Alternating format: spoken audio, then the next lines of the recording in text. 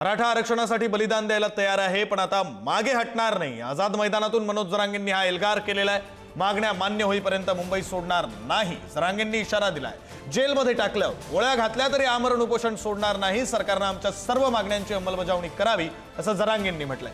सरकारनं बेमुदत उपोषणाची परवानगी द्यावी, असंही जरांगेंनी म्हटलेलं आहे। आमची सरकारला एकच विनंती आहे, मराठा आणि कुणबी एकेजीआरची अंमलबजावणी करा। हैदराबादचं गॅजेटियर लागू करून त्याची अंमलबजावणी करा। सातारा संस्थानचं गॅजेटियर सुद्धा लागू करून त्याची अंमलबजावणी सुद्धा आम्हाला तात्काळ पाहिजे। ज्या केसेस पासून बलिदान गेलेल्या कुटुंबाच्या मागण्या आहेत, या सगळ्या मागण्याची अंमलबजावणी होईस तर मी मुंबई सोडणार नाही, ही मराठ्यांना शब्द देतो। आताही मला सरकारनं गोळ्या जरी घातल्या तरी मी बलिदान द्यायला तयार आहे, पण मागे हटायला तयार नाही, हे शब्द आहे माझा तुम्हाला। मी या समाजासाठी मैदानात येऊन वीर मरण पत्करायला तयार आहे, पण हटायला तयार नाहीये। हे आंदोलन कायम सुरू राहील, अशी बेमुदत आपण परवानगी त्यांना मागू।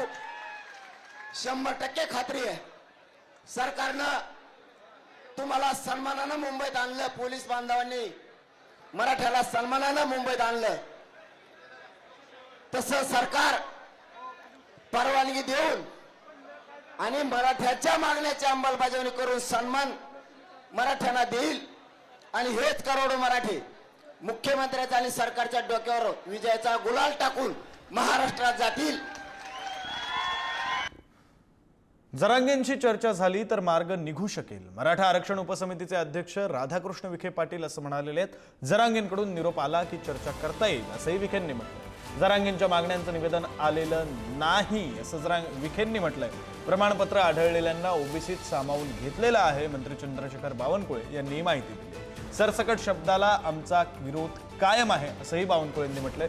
ज्यांच्या नोंदी सापडल्यात त्यांना आरक्षण मिळेल, असं बावनकुळे म्हणाले।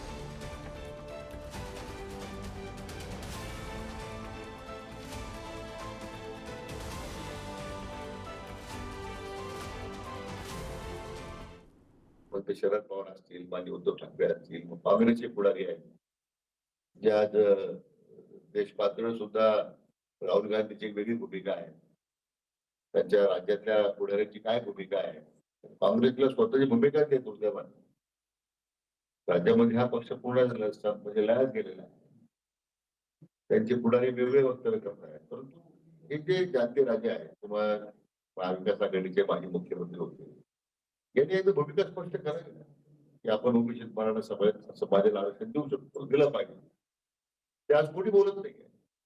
मला वाटतं प्रश्नाचं राजकारण करण्यापेक्षा स्पष्ट भूमिका त्यांनी मांडण्याची आवश्यकता आहे। यापूर्वीच एकनाथ शिंदे साहेबांनी मुख्यमंत्री असताना जेवढ्या लोकांकडे ओबीसी प्रमाणपत्र पिढ्यानपिढ्या आहे, त्याचं सर्वेक्षण करण्याकरता त्या ठिकाणी समिती तयार करण्यात आली आणि त्या सर्वेक्षणामध्ये जेवढे काही ओबीसी आढळले त्यांना ओबीसीमध्ये घेतला गेला।